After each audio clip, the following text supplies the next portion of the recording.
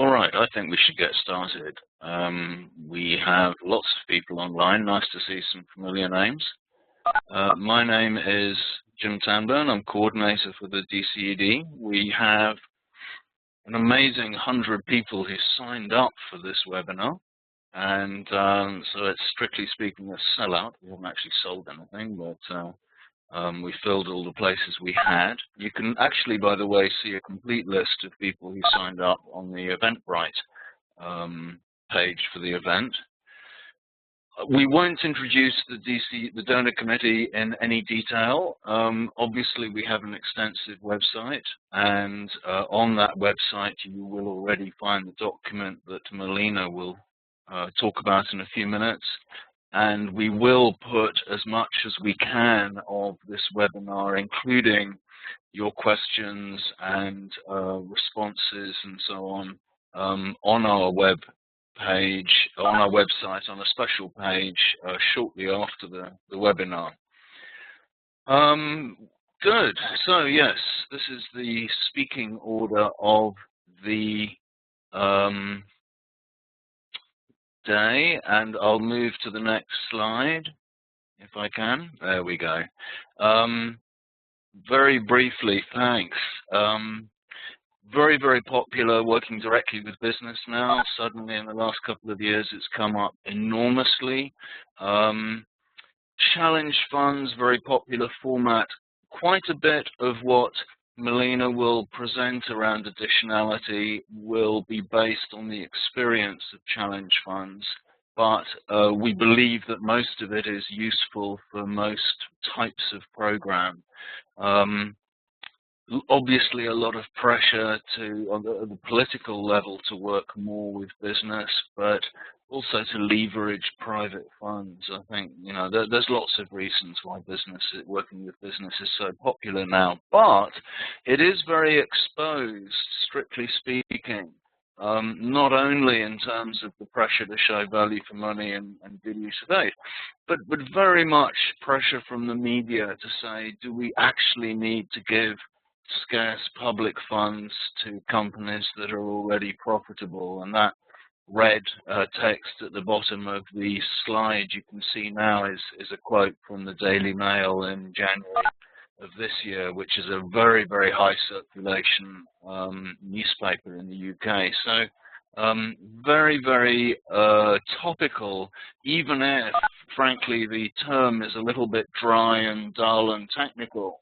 The ability to show that there has been additionality, that business would not otherwise have done what they did, or at least they wouldn't have done it in the same way. This pressure is going to grow a lot, so very topical in that sense. What we're going to do now in this hour, we're going to have maybe 15 minutes of Melina summarizing the findings of her inquiry across many different types of partnership, as I say, primarily challenge funds, but other mechanisms as well, to learn practical lessons on how we can demonstrate this or not, what we need to do better.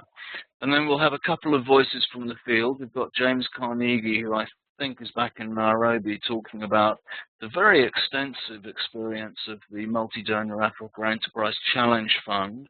And then we have Christine Scott Dunkley talking about the Compete Caribbean experience, so different part of the world, but a lot of parallels and a lot of insights to be had from there as well.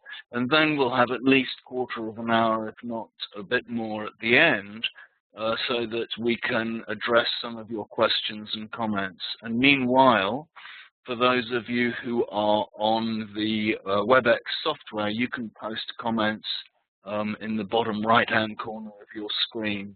As Melina says, do send to everyone so everyone can see your questions and comments. The questions we don't get to in the hour, we will try to answer another time. And now I will hand over to Melina to tell us a little bit about the report. Great, thank you, Jim, and also hello and welcome from my side. As Jim said, I will just give an overview of some of the highlights from the DCED report. on demonstrating additionality. And first of all, I would like to start with a definition. As Jim already indicated, perhaps it is not the most elegant term, so what do we really mean with it? So very simply put, it is linked to the question, would a business project happen anyway without donor support? And if not, then donor support could be considered additional.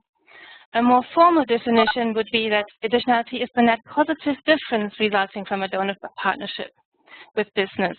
So the extent to which business activities are larger in scale, higher in quality, happen quicker or take place at all as a result of donor support. Now, many DCED member agencies have been keen to explore good practices in assessing additionality, mainly because there was a sense that more could be done to convincingly show that their direct support to business makes a positive difference to what would otherwise have happened. For example, assessment criteria are often quite limited or vague, even though agencies typically describe additionality as a formal requirement of support. Also, assessment processes are often confined to just brief justifications by a company of the need of public support. And also, there are typically no internal guidelines in agencies on how additionality is considered in awarding support to businesses. So overall, there seems to be quite a lot of room for improvement. This is also echoed by other recent research, and I'd like in particular to quote a recent review produced for DCED, which says that additionality is not considered adequately in most challenge funds. It is entirely possible for a supported project to display excellent development impact with zero additionality, meaning that it may have gone ahead anyway. Also, others conclude that significant upfront project screening and appraisal work is necessary and would also be justified to ensure that projects are additional. Now, when it comes to this project screening, it is important to acknowledge that there will always be some limitations to showing additionality. This is because it will never be possible to collect all relevant information on all the factors influencing additionality. Also, the scope and depth of additionality assessment will be influenced by program design factors, for example, the geographical scope of a challenge fund and its management budget. So the key question for donor programs really is, how can they make an informed judgment on key issues influencing additionality? And with this in mind, the DCED report summarizes some 8 key criteria and principles based on experience that can help agencies to think through and demonstrate additionality in a quite structured and credible way. So let's start by looking at what some of these key criteria would be. As I said, you can find 8 criteria overall in the report, but here we will focus on those that would be typically your starting point and typically the essential criteria for showing additionality. So it is useful here to quote the independent evaluation group, which notes that to qualify as additional, public support should not substitute for what the company and other parties are able and willing to provide. Now, we can break this down into 6 key questions on additionality. So in most cases, if you can find at least roughly reliable answers to these 6 questions, you will be able to know whether or not donor support to a business project is additional. Let's start with the first 3 questions. These relate to resources, capacities, and incentives of the potential partner company. So you would like to start perhaps by asking, does the company have insufficient funds to self-finance the project? This may be the basis for additionality if the case. This is particularly relevant for small and medium enterprises. And to find an answer to the question, you could always start by directly assessing the financial situation of the company. For example, many agencies already undertake due diligence assessments or other financial robustness checks before awarding support to business. So these could be combined with a review of the company's abilities to self-finance the project as well. You may also consider proxy indicators, for example, whether the company has successfully self-financed similar projects in the past or has started already with the project implementation. A second question you would want to ask is if the company lacks the knowledge and skills to implement the project. So it is very possible that a company does not have the knowledge or experience to design and implement a pro-poor project or to make a pro-poor project commercially viable. So therefore, external support may be justified. A third question that is useful to ask and also to answer is whether the firm is unwilling to invest alone because of a negative cost-benefit perception. So while the first question was, can the company invest alone? This question is really, would it do so without the benefit of public risk sharing? So this question is particularly relevant for larger companies. Such companies will always choose from a range of available investment options. So, for example, if it comes to certain projects in developing countries, like sourcing from smallholders or remote areas, these projects are likely to be more risky and less profitable, at least in the short run, than other available investment options. So agencies would need to find out if a company is willing to make such an investment, or, for example, pay for advisory support to make it happen, without the element of public risk sharing. Clear indications of this would be, for example, management opposition within the firm to this project. Indirect indicators could also be if the company itself or a competitor has successfully implemented a similar project before, or if the project is not really within the core business of the company, but includes more public good elements. So to summarize, at least one of these three questions has to be answered positively as a basis for additionality. Of course, if you can find a combination of these criteria, this may actually reinforce the case for additionality. However, in any case, you will have to follow up these questions with a second set of questions that relate to the resources that are available from other parties. So you would want to ask if similar services as offered by the donor program cannot be accessed commercially, whether it's commercial finance or commercial advisory support. And I will give an example later on how you could go about assessing the availability of commercial finance. Another question is the donor-funded project unlikely to displace other companies in the market? This is really a key criterion mentioned in much of the available guidance on additionality. This is because a donor support may very well trigger a business project, but if that project takes away market share from other companies, the net benefit of the intervention could even be zero or negative. So to show additionality, agencies should be able to make the case that displacement is either not happening or unlikely, or that displacement costs are likely to be lower than project benefits. A last question you should get some answer on is whether the public contribution does not duplicate other donor funding. I think this question is quite self-explanatory. You would, of course, want to avoid that other donors will fund similar activities of the company at the same time. Also, you might want to check whether the project is not eligible for development finance rather than donor grant support. Now, in addition to some of the direct means of verification that I mentioned, one important way of assessing these criteria can be through proxies such as the risk and the level of innovation of the project. This is because, as a rule of thumb, the more risky and innovative a project is, the more likely it is that donor support is also additional. So just to give a few examples, if you have a project which is quite innovative, for example, it is likely that the company may lack the knowledge or skills to implement it.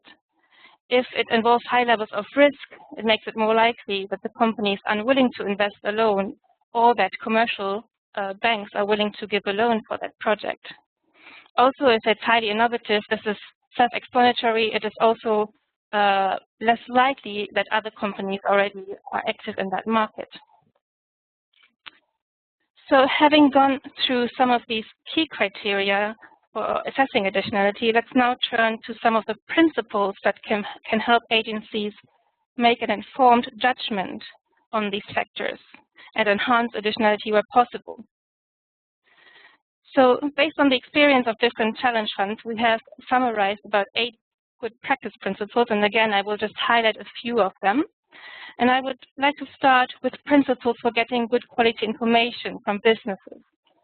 Obviously, questions such as the financial situation of the company are quite sensitive, so you would want to be quite creative and intelligent in asking for such information to make it more likely that the companies give honest and informative answers. So just to give a few examples, it is always useful to start by using open questions, asking the company to outline why they require support for the proposed project. Also, you shouldn't just simply ask for yes/no answers. For example, do you require support for this project? Because this may just bias the answer of the company. Also, it is always useful to ask explicitly for a counterfactual scenario, sort of encouraging the company to really give an account of what it thinks would happen without donor support, and thereby having a basis that could be verified further on in the review process. Another important principle is to triangulate information, for example, by asking different company staff separately the same questions, and also to involve experts in the review process. In general, it is unlikely for the implementing agency to have answers on all questions influencing additionality, so expert opinion can become quite vital. In the report, you can find 5 models for expert consultation, and I would like to highlight in particular the model of external review panels, which would include public and private stakeholders at the regional or national level, as well as thematic and country experts. This model has, for example, been used by the All-State Enterprise Challenge Fund. And just to illustrate why it was useful, I would like to get back to the question of how to assess the availability of commercial bank finance. The All-State ECF, for example, initially experimented with asking for a direct proof from local banks that they would not provide a loan to a specific project. However, this proved to be not a very reliable measure, especially in developing countries. So by involving local or regional bank representatives in this review panel, ECF was able to bring in informed opinions as to whether specific projects would be commercially fundable. So this model is, of course, also something that other challenge funds and programs may consider in their work. A second set of principles I'd like to highlight relates to how you can maximize value for money through additionality considerations.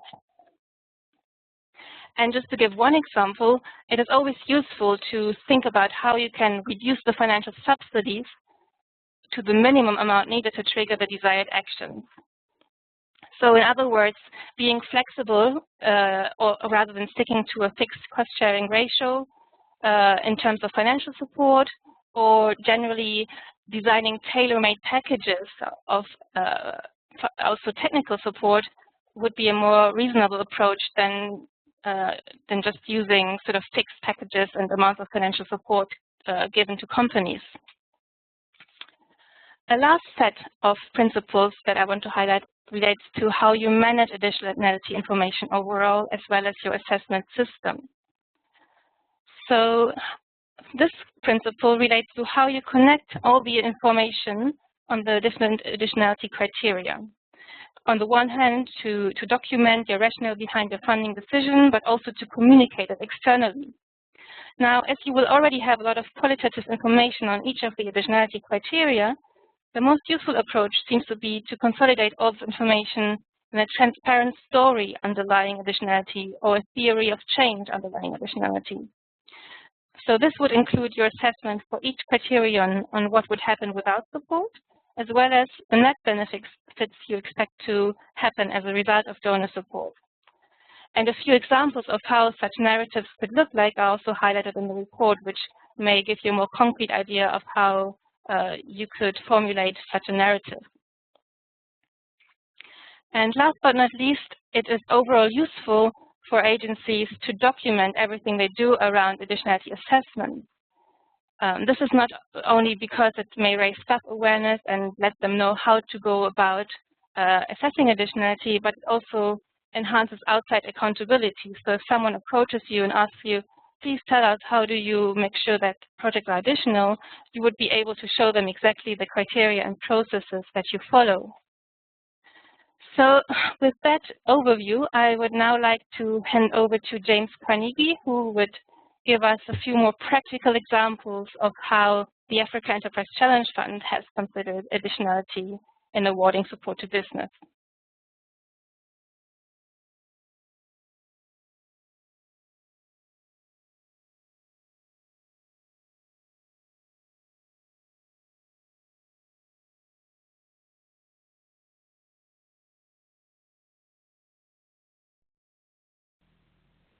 function, but also as a window manager for the post-conflict window.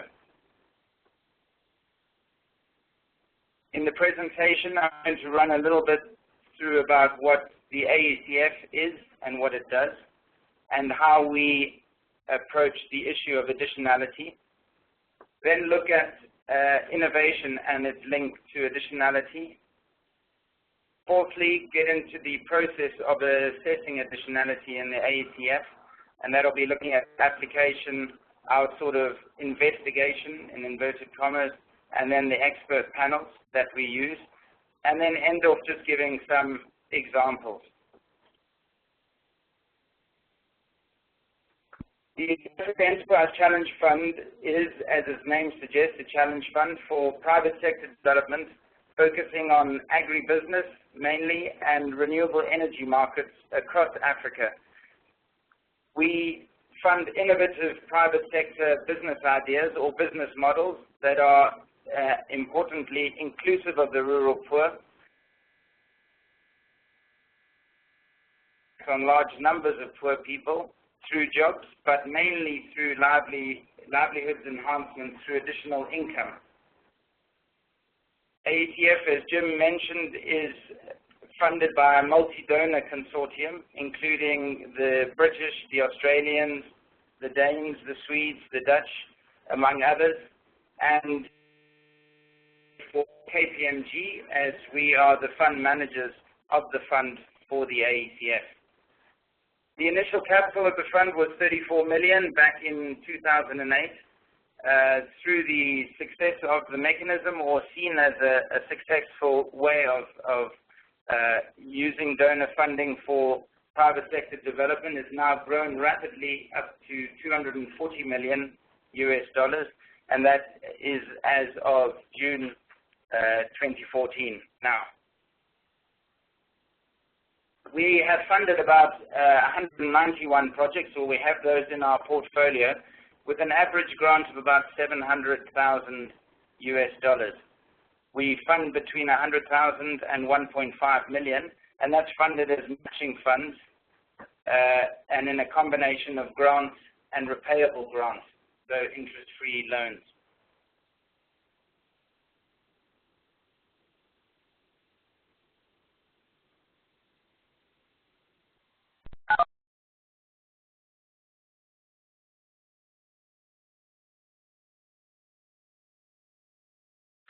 Okay, it looks like James has fallen off the phone line, and we couldn't, we don't have an obvious way to bring him back. So what I would suggest, if Christine is ready to step in, is that we go to Christine's presentation, and then come back to James if he manages to phone in again. Can we do that? Christine, are you up for that? Sure, I can start. Excellent. There we go. There we are. Christine Scott Dunkley talking about the experiences of Compete Caribbean. Christine, over to you. Okay, hang on a second for me, please.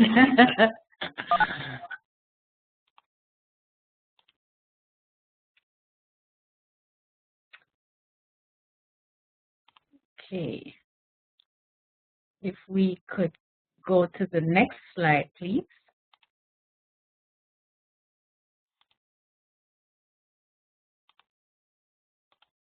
Great. Good morning or afternoon, everyone. My name is Christine Scott Dunkley. I am the monitoring and evaluation consultant to Compete Caribbean. So this presentation is drawn from the experience of this program.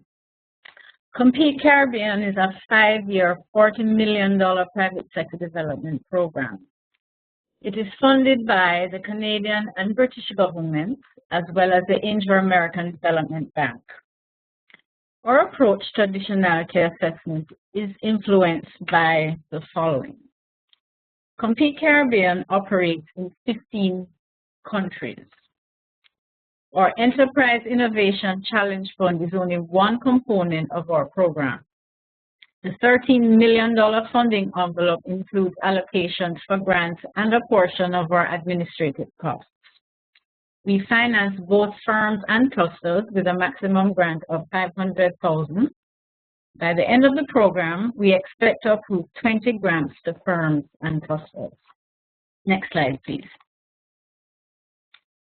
Our management structure is very lean and allows only for a light touch approach. The unit responsible for the Challenge Fund has only 4 staff completely dedicated to fund administration. They are supported by shared services from other members of the program team. There is limited external technical support, and we are only physically present in 1 country. Proposals are solicited through a competitive process open to firms and another open to clusters in all 15 countries. The Challenge Fund team's priorities are to manage the competition, ensure quality control of the application, administer the grant, and monitor for results and accountability. Next slide, please. In our program, formal ex-ante additionality assessment is limited. However, risk and innovation are clear eligibility criteria. What this means is that we target firms and clusters for whom commercial financing would have been difficult. This includes startups with limited track record, but with innovative ideas ready for commercialization. Established firms looking for proof of concept financing for innovative products or services are also attracted to our fund, as well as firms from countries with more challenging economic and business climates, such as Haiti. On the cluster side, we finance SME clusters that would not ordinarily be able to secure commercial financing individually or collectively. We specifically finance club goods for clusters that would otherwise not have been commercially financed, but which significantly enhance their competitiveness. We do undertake an assessment of available company resources during a due diligence process, and this is carried out by a reputable firm to increase the confidence and confidentiality of the information of the firm. Our detailed application also requires a full justification for Compete Caribbean funding. Next slide, please. For Compete Caribbean, our design and structure present challenges to robust ex-ante additionality assessment as described by Melina earlier. Additionality is not an explicit selection criterion. The design focuses on selecting innovative and risky projects that generate employment, exports, and firm profitability. There is wide geographic dispersion of countries. With our lean management structure, there is limited scope for country-specific intelligence to be gathered in-house. There is also limited physical presence of our partners in all 15 countries. Even where this exists, it's not feasible for them to undertake these assessments on our behalf. The overall management priority is for accountability and results monitoring. And our applications and selection process is already very lengthy. An in-depth additionality assessment would make the program less responsive to private sector time pressures. Next slide, please. However, once firms are selected for funding, we do seek to assess additionality ex post. First step is the baseline survey, which seeks to ascertain whether firms applied to the Challenge Fund because they were unsure they could secure commercial financing, whether they actively sought commercial financing within a year of applying to us, to what extent were they successful if they did, what is the reason they believe they could not secure financing otherwise, and to what extent will the Compete Caribbean grant accelerate already planned activities. While we have not conducted a similar survey for clusters, in preparing for this webinar, we realized there is scope to undertake a similar baseline assessment at the cluster level, but with more cluster-appropriate questions. Next, please. We have also conducted a beneficiary satisfaction survey to ascertain non-financial additionality. Because our application process is quite extensive and the capacity of the firm in some cases, we discovered that the application process itself has created value for the firms and clusters they otherwise would not have derived. Firms and clusters reported that they gained a better understanding of their business, they better understand investor requirements, they also appreciated the opportunity to practice pitching their business idea to our independent investment panel. They better understand the financial strength of their firms after the due diligence exercise. Clusters became stronger and more cohesive during the process. And some firms and clusters use the business plans to attract other sources of financing. It's important to note that most firms and clusters would not have had access to the technical expertise that we provided, either due to limited local consulting capacity or the cost. Next, please. We also intend to qualitatively assess additionality during our end-of-project evaluations, which are built into the project budgets and design.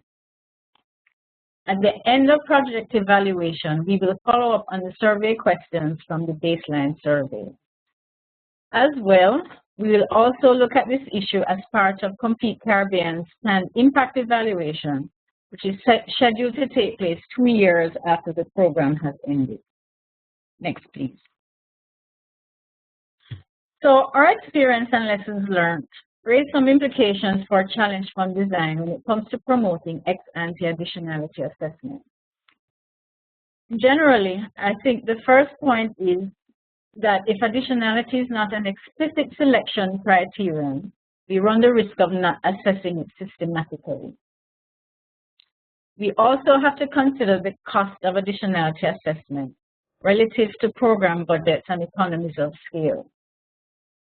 In our case, a small challenge fund with a diverse geographic scope, limited in-country support, and limited budgets to outsource technical expertise, we find it difficult to undertake robust additionality assessment.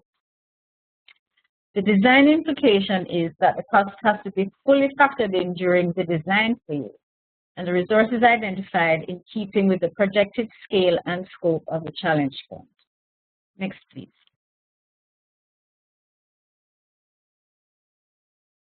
In a multi-donor program, there has to be donor consensus on the importance of additionality upfront.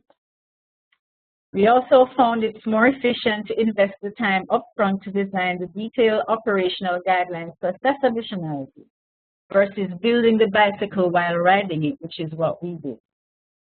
But there has to be scope for flexibility during implementation. Having guidelines early guarantees more consistency. From an M&E perspective, in the absence of more robust qualitative additionality assessment, we have to develop processes to craft a qualitative narrative to demonstrate additionality, particularly for those donors for whom this is a priority. This is a challenge because it requires more intense engagement with each individual beneficiary.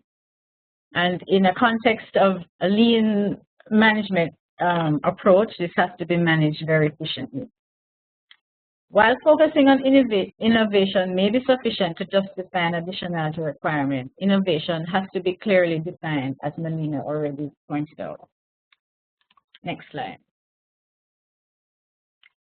In closing, the process of preparing for this webinar has allowed us to assess and refine our own approaches to ex-post additionality assessment. And I thank the DCED for this opportunity to share our experiences, and thank you for listening. Christine, thank you so much. I mean, that was very, very interesting, and I hope we can now go back to James. James, are you with us? I am indeed, yep. Good, excellent. The phone system overwhelmed you, but you're back. So maybe we should go back to the slide that you were at. If you'd introduced AECF and you were just on additionality. James, could you go from that slide there? Sure, let me continue. Excellent. Thanks. Excellent. For the mishap. Basically, we assess additionality and the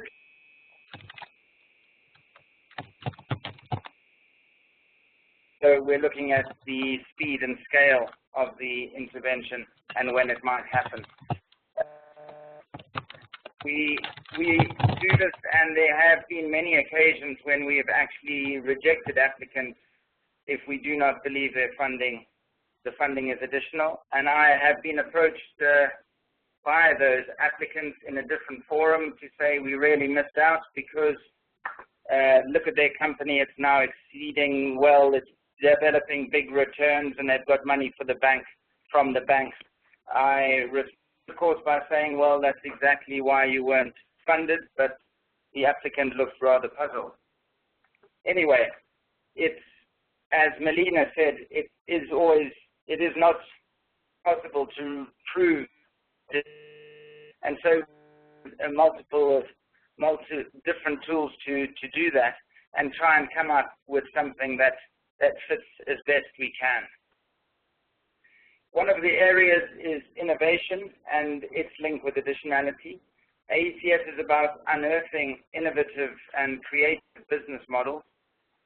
In doing this, we look for creative and innovative business models, and we allow to have a 30% failure rate, although when they do fail, the donors get a bit jumpy.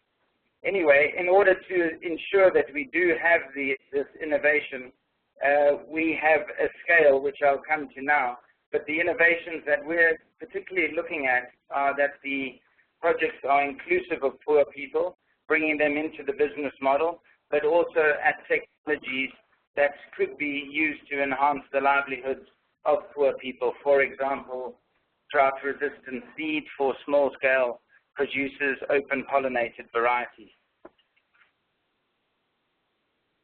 Our innovation scale is a rather simple one that we use, and we acknowledge that we will probably need to work on this a little more. But it's a start, and in considering businesses across the whole of the continent, it has quite a geographical bias to it. So 0 being projects not considered innovative, and right up to 6, which is a project that is new globally, a kind of world first. But for example, well, then we've got all the grades in between. And just to give an example, in South Sudan, one of the businesses we funded has just established a hatchery for day-old chicks. Now, is that innovative? Perhaps not if you're in Kenya or if you're in South Africa. But that was and is the first ever hatchery for day-old chicks in South Sudan. So it could be considered quite innovative for that sector. As mentioned earlier, we engage in an iterative process at the competition phase in deciding which businesses to fund. And this is obviously due to, as Melina mentioned, the limited donor funding that we have for a particular window. Additionality is also one of many factors that we're looking at, but of course a very important one at the initial stages. We use a combination of the 8 principles and of the 6 questions that were being mentioned are often included in what we do. However, here as well, we acknowledge that our processes could be made more explicit and tighter and better and more methodical if we were to adopt, and we've started to look at the flow chart that is in the document on page 8 to see how that can be integrated into our system. In our process, our assessment process, we start with the application part where the business lays out what it intends to do. We go through an investigative process using our project manager, and we also make use of expert panels. And just to explain a little bit about that, in the initial phases, the application form and the business plan template is filled in by the business. We ask questions similar to some of the 6 that Melina was talking about what the business how the business was going to go about this, where they could raise funds, what would it take place at a different scale, and try and get the business to write a bit of a story about this. The next user and there. The next phase is where we assign a project manager who has the relevant skills and experience to that particular project, and they take what the business has responded to in its questions and go through a sort of investigative process through interviews, discussions with the business. We actually carry out project site visits, traveling to the business, spending a couple of days with the business, as well as triangulation with key informants in that sector, as well as use of secondary information. We make use of expert panels, as mentioned in the DCED document, and there we call those investment subcommittees that are assigned and selected for each of the windows in the competition process. They meet at the beginning of the application stage, and they decide a shortlist that these project managers will then go and visit, recognizing that some of them will fall out in the process. The next step is after the business plan has come in, they've outlined how the funding will be used, and we, through the process of us as fund manager, understanding the environment better, we go on to then make advice to another investment committee meeting consisting of the same experts who sit and make the decision actually as to whether the project should be funded. And here of particular importance is we use local knowledge experts, people who understand the environment, the country, the market, the funding environment, and even some of the individuals, and are able then to contribute to that decision-making process. Just a few examples of what we've experienced. For us, in funding business models, we're not actually funding the business itself. So the could-would distinction is very important for us. If you consider a large corporate company, of course, they could undertake the said activity without the public funding. But for us, that's not really the question. The question is, would they? And in many cases, they wouldn't until they get to, as Melina presented, that tipping factor where they see it as being less risky for themselves or a viable proposition cost-benefit-wise. An example is SAB Miller in South Sudan. We have funded them. One might say, why would you fund them? Well, it's a very important idea they were doing was looking at cassava outgrowers to provide brewing supply for beer instead of importing barley, wheat from outside of the country and using poor people to do that. Now, SAB Miller is not in the business of farming. They're in the business of brewing. So they were quite reluctant to engage in this, although one particular person was keen within the organization. However, with AECF coming to the party, that person's bosses were able to see the benefits of it, cost benefits, and so the project went ahead with quite some success and systemic change around brewing now with cassava across the continent. Another issue for us is credit availability. Some projects are really quite easy to assess. For example, in Somaliland, we have a portfolio of 8 projects. There's no formal banking system to speak of, and therefore no formal credit lines. That makes it much easier to assess projects from an additionality point of view. However, then you need to look further into the resources that people do have available, the diaspora, etc. Also, a lot of our projects in post-conflict environments, but also, I suppose, resource-poor rural environments in which we're particularly looking to extend the market.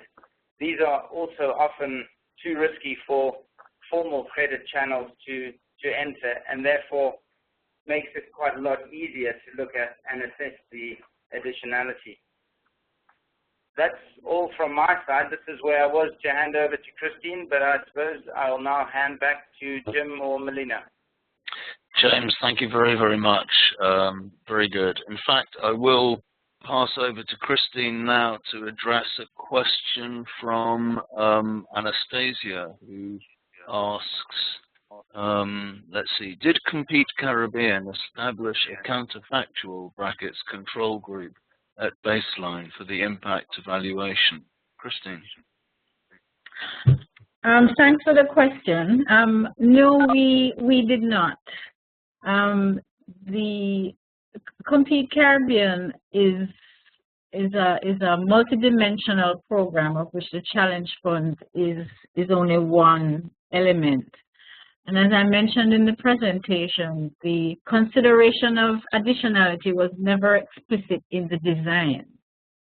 So, and in fact, the approach for the impact evaluation, I don't think has been given particular emphasis in terms of assessing additionality up until this point, perhaps. So no, we did not establish a control group. However, we are currently thinking that one of the ways that we could assess additionality ex post is to go back to some of the firms who applied for funding, who by virtue of being in a competitive process may not have been the best, but would have qualified for funding anyway. So we would use that group, I guess, as a control group in our impact evaluation. But this was never designed upfront. Christine, thank you. James, let me come to you with a question from Valerie. What is crowding in and crowding out brackets displacement? Yeah, let me answer this, but perhaps I won't particularly be answering that. I suppose crowding in is businesses coming into the same space as a result of a business opportunity, and crowding out is the perhaps displacement, for example, in our renewable energy, bringing in clean energy and displacing the kerosene supply chain.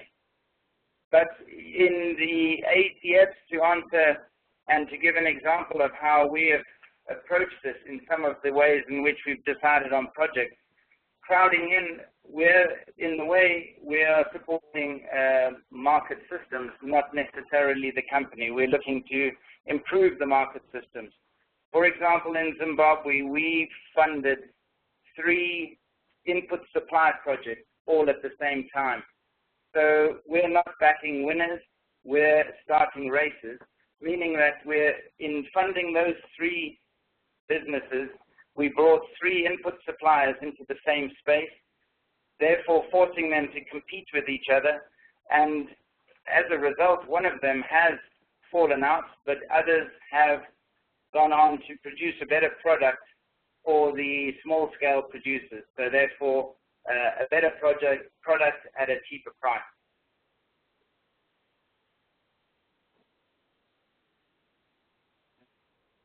Sorry, James, thank you very much.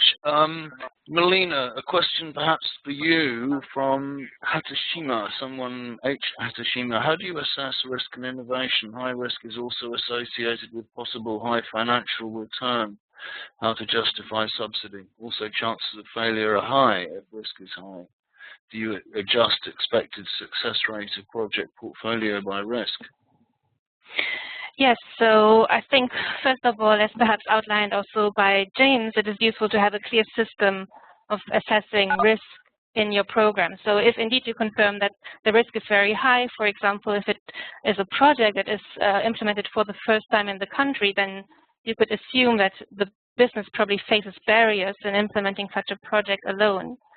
But nevertheless, you would still have to do as much as possible to identify that the company could and would not do the project without your support. So going through the criteria I have outlined earlier. As regards to the second question, do you adjust the expected success rate of a portfolio? Well, I think it is ultimately really up to the donor agency to decide what level of risk it is willing to take overall. I think typically agencies aim for about not more than 30% of failures as part of their challenge fund portfolio. So of course this could be adjusted, but in general, I think agencies sort of aim to balance more risky with relatively less risky projects in their portfolio. Although even the relatively less risky ones should of course show some additionality as well. Melina, thank you. Let's go back to James. James, there's a question here. Could you provide an example of how you assess additionality in a less risky environment where some commercial financing is available, i.e. a country like Ghana? Yeah, go ahead, James. I suppose it's very difficult to say. What we do in that environment is take each case on its merit. We're dealing with many different projects across many different countries. Within those countries, they're in different regions within those countries. So for us, as I mentioned, it's more of a, and that's where I said perhaps we need to tighten that process more and make it a more methodical and clearer process in doing that. But through the process of triangulation, the visits, the expert panels, etc., as I've mentioned, that we would apply that to all of the projects in assessing additionality. Okay, very good. There's a question here about the usefulness of the DCED principles. It's addressed directly to James, but since James has been been asked a lot of questions, let's try Christine on that one, and then give James a chance to have a look at the questions and pick a few more. Christine. Well, I think in reviewing the guidelines, we found them to be very useful in providing a framework for us to actually reflect on the whole issue of additionality and how it really fits in with our program. Because it's not explicitly built into our investment panel decision, we actually decided that we needed to look at how we could assess additionality a little bit better ex post. So the guidelines were helpful for us in recognizing where we could improve in terms of ex-ante additionality, and also to strengthen the ways that we could probably consider ex post assessments. Great, thank you very much. There's more questions coming in. Do keep them coming to everyone, preferably not just to one person, then we can see where we are. A question from Nadia for James. It's great that AECF looks to support market systems change rather than just firm level change. Oh, to the other speakers, have you ever had any struggles with gaining support from donors and supporting not only the first movers, but the second, third, and fourth? So sorry, that could come back to Christine as well. But James, do you have a comment on that?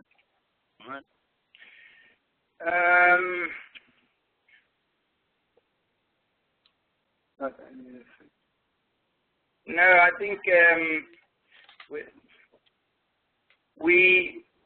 a lot of our businesses that we are supporting are the second and third movers, but you might say with our innovation scale, they might be doing that in a different place, and therefore we would also be funding them because we're moving the market system further out and into other areas. So we definitely do look at that and have funded those businesses. Okay, and Christine, do you do that in Compete Caribbean? Do you help second and third movers, or do you mainly focus on the early ones? Oh. I think our focus really is similar to the the African Challenge Fund in terms of looking at whether the innovation is an innovation in the country. Is it the first of its kind in the country? Or as well, we look at firm level innovation. Is the firm doing something innovative itself that it probably would not have done without our support, that will contribute to its growth, export potential, and employment generation? Because our focus is on those three criteria. If the innovation is at the firm level, we're quite happy to support that. Do you consider anything about, there's a question just coming from Michael, are there examples of donor funds having, or is there a risk perhaps that they give an unfair competitive edge to companies in the same industry?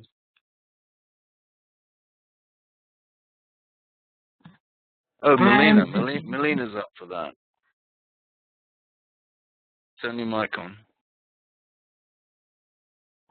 Well, I think that given the current assessment processes, it is very well possible that unfair competitive advantage has been given to companies, as typically agencies have not really assessed additionality or picking winners, perhaps displacing other companies in any rigorous way in many cases. So I think being also a bit more transparent about they support such businesses and a bit more critical rather than just labeling support to business as a very innovative and fruitful collaboration, I think would be very important in the future to make such support more effective. Okay, thank you. There are a couple of questions on the mechanics of the Challenge Fund about, for instance, Kirsten says, how many companies are you planning to fund out of the 240 million? What is your share of management assessment, M&E costs? And there's one or two others are a bit like that, but I think that most of that can be answered from your website if someone is sufficiently interested. Is that true, James? Yeah, but that's true. You could also, we manage the fund on a management fee, which is about 16–17% of the fund, but that's spread over 7.5 years or so in managing the project.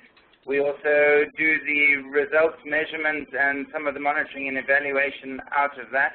If you then that and then divide by the average of 700,000 per project, you'll get an average number of how many companies we intend to fund with that amount.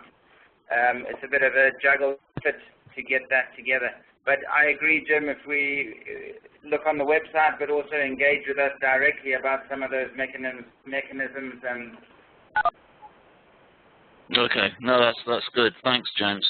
Okay, the hour is basically up, seems to have gone very fast. What I would suggest is I invite the three speakers to make any final comment that they think has been completely missed. And while they're doing that, they might like to address this question from Valerie that just came in. Who is the audience for this demonstration of additionality? Do different audiences need different kinds of evidence? What level of rigor is needed? Which seem, excellent questions. Well, several questions in there. But Christine, maybe no, Christine doesn't want to say anything else right now. So, James, do you have any final comment? Yeah, I just wanted to say that I think in engaging with the DCED around additionality and this process, it's more attention to it. As I mentioned, we are assessing and evaluating a number of different criteria and deciding the businesses across a number of different environments, countries, different business types, etc., across Africa. Sure, additionality is a very important one. As our fund has got larger, the donors have brought in an management unit, which is going to be doing independent evaluation, answering one of those questions, and additionality will be one of those issues. In it and working with us, with our experience, we hope to develop more rigorous and better ways of doing that. But then, as the question was, trying to tailor that for the different environments and for the different audiences, bearing in mind that we have a number of different donors funding us, and each of them in a different window with their different criteria they're looking for. So I think there's a lot more work to do on this. We're looking forward to working closer with the DCED and with others in improving what we do. Okay, thank you, James. That's fantastic. Christine, final word from you? Yes, go ahead. Sure. I just wanted to say that it seems that the challenges that both challenge funds from Africa and the Caribbean face are similar ones in terms of assessing additionality. And I think the guidelines do give us very practical and replicable principles for both sides of the Atlantic. And I think it's a good resource that we will now be able to use, and hopefully, if there is a complete Caribbean successor, that we'll be able to use the principles to develop more robust operating guidelines to guide or any follow-up program that may occur. Okay, thanks, Christine. That's great. Melina, final comment from you. Yes, thank you. Well, I thought it might be useful to just take Valerie Nelson's question, what level of rigor is needed? And as a concluding comment, one could perhaps say that we are starting from a rather low base in most cases. So in many cases, relatively easily, agencies could do more to assess additionality in a much more structured way and also communicate their funding decisions in a more transparent manner. So, of course, we hope that the DCED report will be a helpful tool in that process, but of course we also welcome more comments in the future of how we could further work together in improving additionality assessments. Okay, brilliant. Thank you to everyone. Thank you finally to Margaret Masbai, who says now she's got even more questions, so I don't know if that's good or bad, but anyway, it's, I can understand. Huge thank you to the presenters, and thank you to all of you for overcoming the technology and joining in. It's been a lively hour. We'll do what we can to document it and put it online, and probably, if we can, explore the questions a bit more that you've asked. Thank you again to everyone, and I declare the webinar over. Have a good rest of the day. Bye. Thank you.